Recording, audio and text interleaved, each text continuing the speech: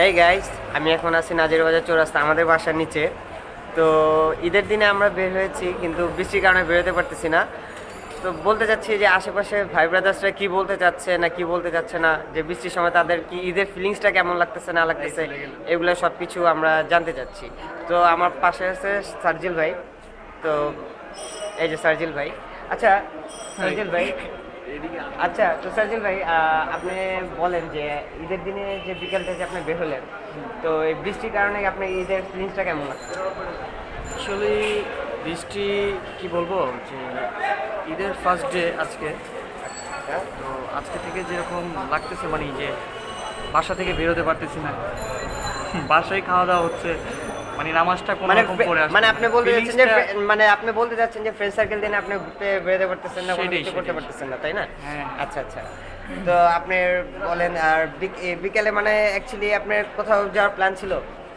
ঈদে প্ল্যান ছিল না, যেহেতু সকালবেলায় যে ওয়েদারটা দেখছি আমরা, আচ্ছা। মানে সবাই ফোনে ফোনে বলা হইতেছে যে আর বের হওয়া যাবে না আজকে, যে অবস্থা যেভাবে। হ্যাঁ, আসলে যে অ্যাকচুয়ালি যে রাস্তাঘাটের যে অবস্থাটা দেখতেছি, যে কাদা, তারপর অনেক কিছুই দেখতেছি, রিক্সাও ঠিক মতন পাওয়া যাচ্ছে না, রিক্সা গাড়ি বা বাইক টাইক যা বলেন না কেন, কোনো কিছুই পাওয়া বাইকে যাচ্ছে তো না। পসিবলই না, কাদা দিয়ে বাইকের হ্যাঁ। অবস্থা টাইট, আমারও অবস্থা টাইট।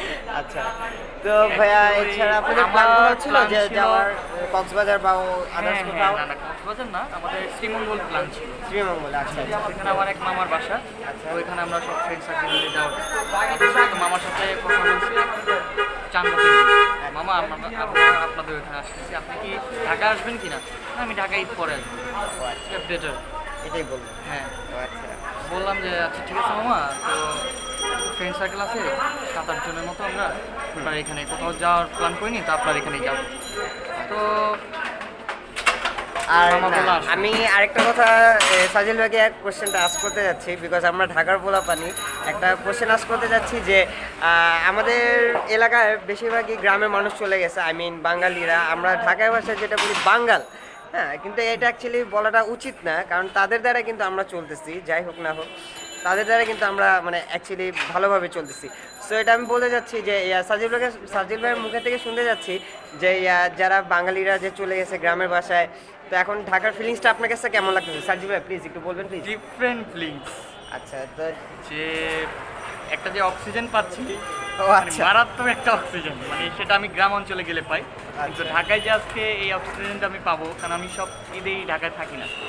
না না, আপনি তো ভাই আপনি তো প্রায় চলে সময়- যান কক্সবাজার আদার হ্যাঁ, সাইডে চলে যান ট্যুরের আপনি। উপরে থাকি আমরা। হ্যাঁ, ট্যুর উপরে থাকেন, আর বিশেষ করে আপনার ব্যাংকক মালয়েশিয়াতে আপনার অহরহ চলা আসা যাওয়া চলতেই থাকে আমাদের মতো, তাই না? অবশ্যই অবশ্যই। তো ভাই এখন বলতে যাচ্ছেন যে আপনি একটা জিনিস খেয়াল করে দেখছেন ভাই, যে চাঁদ রাতের দিন আপনার যে মানুষের প্রেশার যখন 28 রোজার দিকে যখন মানুষজন যখন চলে গেছে, তখন আমি চাঁদ রাতে দেখলাম যে মানুষের প্রেশারটা আরো বেশি বেড়ে গেছে। তো কেন ভাই, এটা আপনার ফিলিংসটা কেমন ছিল?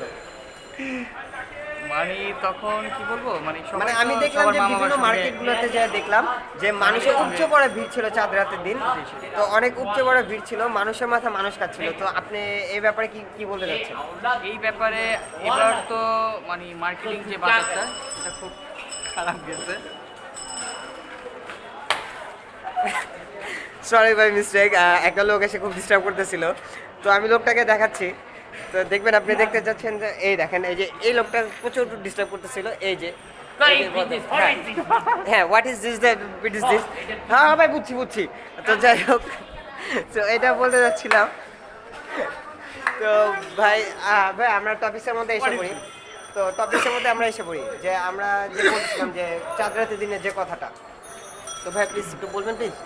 তখন উচ্চে পড়ার ভিড় ছিল, আচ্ছা মানে জ্যাম যেটা।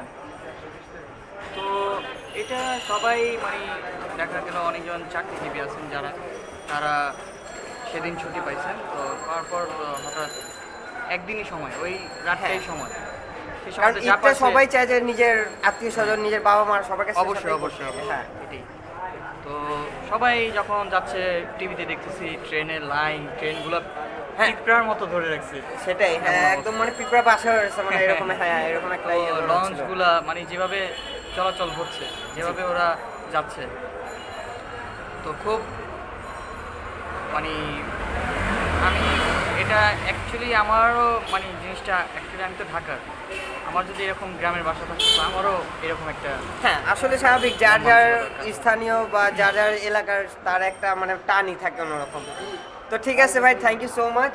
তো ইনশাল্লাহ আপনাদের সাথে দেখা হবে। অবশ্যই। তো যাই হোক, ঈদের দিনটা আপনি ভালোভাবে কাটান, এটা আমরা আশা করি। যাক, ওকে আপনাকেও ভাই, ধন্যবাদ। হ্যাঁ থ্যাংক ইউ সো মাচ।